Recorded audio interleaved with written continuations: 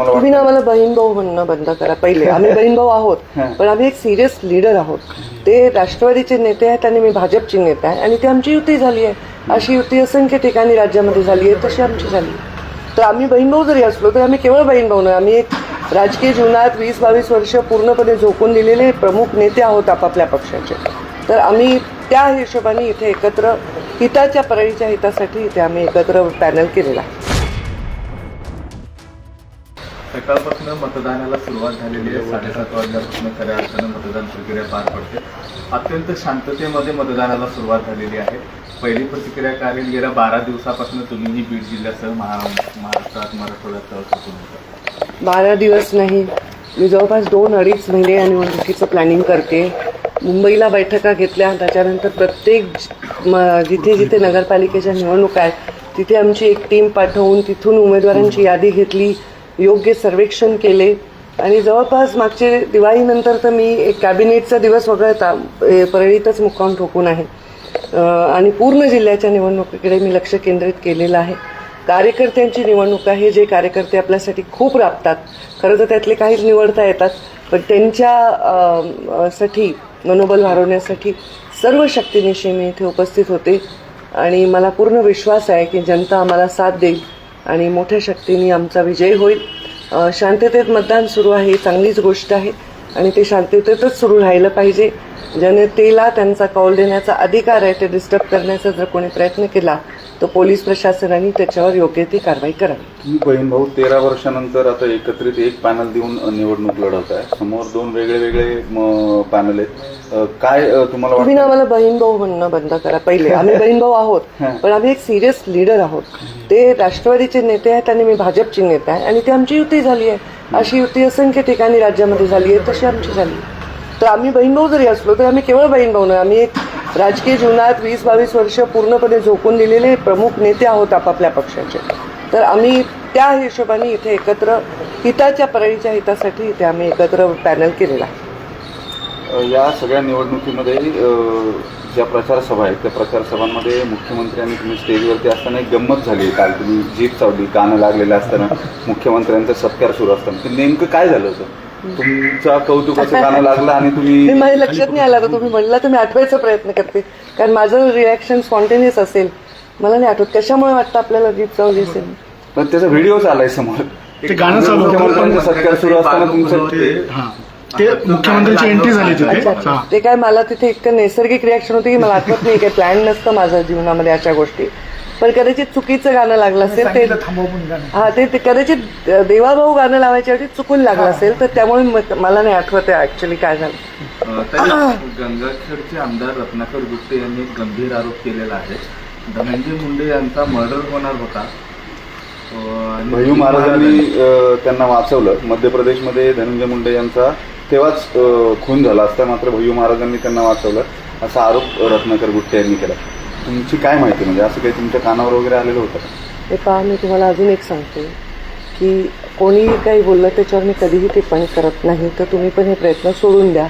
माझी काय माहिती हा प्रश्न विचारलात तर अशा कुठल्याही विभत्स गोष्टीची माहिती माझ्यापर्यंत कधी येत नाही, कारण आम्ही खूप प्रोटेक्टेड जीवन जगलो. आमचे वडील जीवित असेपर्यंत त्यांनी आमच्यावर कुठल्याही अभद्र गोष्टी आमच्या कानावर येऊ दिल्या नाही आणि ते गेल्यानंतर एक धाक मी निर्माण केला आहे.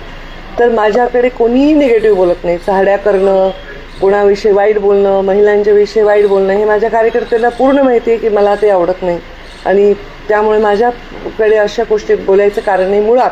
आणि ते विषय कुठल्याही माझ्याशी संबंधित नसल्यामुळे त्याचं उत्तर मी काय देणार आहे? त्याचं उत्तर कधी घटना घडली आहे, काय घडली आहे याविषयी उत्तर धनंजय किंवा रत्नाकर कुठेच देऊ शकतात, मी कसं देऊ शकतो? कालपासून निवडणुकीच्या संदर्भात राज्यातल्या जोरदार आरोप प्रत्यारोप होत आहेत आणि ते सत्तेतल्याच पक्षांकडून एकमेकांवरती केलेले जाताना दिसत आहेत. कोकणामध्ये हे फार पेटलेलं दिसत आहे. काल रात्री पैसे पकडण्याचा प्रकार झाला. निलेश राणेंनी पैसे पकडून दिले, पोलीस स्टेशनला गेले. काल अनेक दिवस झाले मी टीव्हीवर बघते माध्यमात, तर ह्याच्यावर निवडणूक आयोग योग्य ते कारवाई करतील, ह्याच्यावर मी कुठलीही काही टिप्पणी करण्याची आवश्यकता नाही. निवडणूक आयोग सक्षमपणे कारवाई करतील. तर कोणा व्यक्तीविषयी मी बोलत नाही, हे ओव्हरऑलच सगळ्या राज्याविषयी मी बोलते. निवडणूक आयोगानं जी भूमिका घेतली, अचानक नगर परिषदेचा प्रचार संपायच्या आदल्या दिवशी अनेक ठिकाणच्या निवडणुका रद्द केल्या किंवा त्या स्थगित करण्यात आलेल्या आहेत.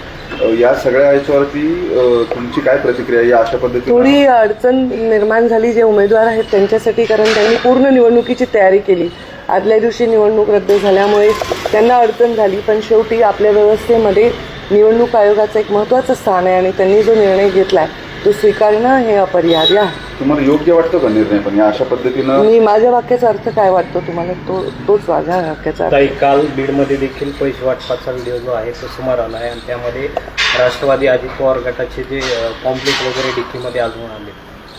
तुम्ही आत्ता जे वाक्य म्हणले की त्याच्यावर योग्य कारवाई केली जातील. योग्य अधिकारी आणि सक्षम अधिकारी, प्राधिकृत अधिकारी ते कारवाई करतील. तुम्ही आज परळीत आढावा घेणार आहात का? म्हणजे आता काय तुमचं पुढचं? मी आता आढावा घेणार आहे, पण आता मी आज खूप थकलेली आहे. माझ्या मुलाशी पण 1 महिना भेट नाही झाली आहे. माझे डॉक्टरचे अपॉइंटमेंट्स आहे. मला शोल्डर इंजुरी आहे. तुम्ही पाहतात लोकसभेपासून बऱ्याच वेळा मला शोल्डर बांधलेला आणि तसाच मी प्रचार केला आहे. तर आता 2-3 दिवस मला फिजिओथेरपी आणि ते ट्रीटमेंट अत्यंत आवश्यक आहे, नाहीतर पण मला अधिवेशनाला जायचं आहे. तर मी 2-3 दिवस इव्हन नागरिकांना विनंती करेन की 2-3 दिवस कृपया आपण मला द्यावे माझ्या ट्रीटमेंटसाठी. तर मी त्याच्यासाठी जाणार आहे. म्हणजे जाणार मी मुंबईतच असणार आहे, पण मला ट्रीटमेंटला 4-4, 5-5, 6 दिवसाचे त्याला द्यावे लागणार आहे. ताई, काल गणेश पारच्या सभेमध्ये तुम्ही म्हणजे त्या गणेश पारचं किती महत्त्व हे विषद केलं, त्यावर तुम्ही मुंडे साहेबांची आठवण देखील काढली की त्या जागेवर साहेब पण सभा घेत हो, होते. ती आमची पारंपरिक सभा होती. आमची म्हणजे मुंडे साहेब आणि भारतीय जनता पार्टीची, आणि दरवेळी आमचं ते ग्राउंड तिथे बुक असायचं. योगायोगाने आता आमची युती असल्यामुळे त्यांची पण ती असायची, पण आमचं एका वेळी जर ग्राउंड बुक असेल तर ते वेगळ्या क्षणी करावं लागायची. योगायोगाने आमची आणि राष्ट्रवादीची युती असल्यामुळे ते गणेश पाराची सभा आमची पारंपरिक झालेली आहे. तरी बीडमध्ये गेल्या अनेक वर्षानंतर पहिल्यांदा कमळ हे चिन्ह स्वभावावरती निवडणुकीत उभं आहे. राज्याची एकंदरीत परिस्थिती भाजपच्या बाजूनं कशी राहील निवडणुकीनंतर? राज्याची परिस्थिती भारतीय जनता पार्टीच्या पाठीमागे राहील. सर्वाधिक मोठा पक्ष म्हणून भारतीय जनता पार्टी स्थानिक स्वराज्य संस्थेच्या निवडणुकीमध्ये समोर येईल, जे ऑलरेडी आम्ही सर्वाधिक मोठा पक्ष आहोतच. आणि बीड शहरामधलं विचारलात तर आम्ही आतापर्यंत युतीमध्ये होतो. शिवसेनेबरोबर आमची युती होती आणि नंतर तिथे शिवसेनेचे आमदार लढायचे. मग अनेक बदल राजकारणामध्ये वरिष्ठांच्या निर्णयाने झाल्यानंतर जागा बदल झाल्या, चिन्ह बदल झाले आणि त्यानंतर आम्ही पण ठरवलं की आम्हाला आमची ताकद आजमावायची आहे. आणि मी जेव्हा ठरवलं की मला निवडणूक लढायची आहे तेव्हा बऱ्याच लोकांनी आम्हाला मदत करायचं आवाहन केलं होतं, पण मी विचार केला की नाही, आता मला माझ्या पक्षाच्या चिन्हावर निवडणूक लढायची आवश्यकता आहे, कारण आमची मदत तरी किती होते हे मतावरून कळेल.